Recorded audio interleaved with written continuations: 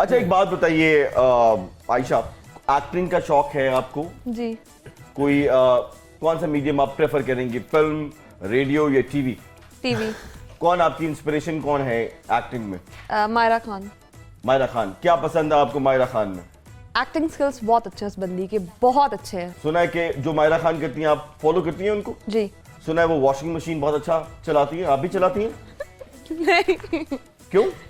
मुझे काम नहीं आता। तो वॉशिंग मशीन चलाना बहुत आसान है, आपने सिर्फ कपड़े डालने और हाँ, ड्रायर हो जाते हैं, खुद ही साफ। अगर आपने शागिर्दी करनी हो तो है बंदा हमारे पास।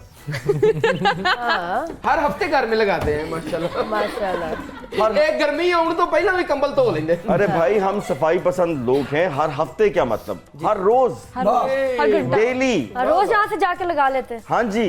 बड़ी बात वो लगी होती है, सिर्फ उसमें कपड़ा डाल के उसको ऑन ही करना है। हाँ। मरो ऑटोमेटिक आ चुकी है अब।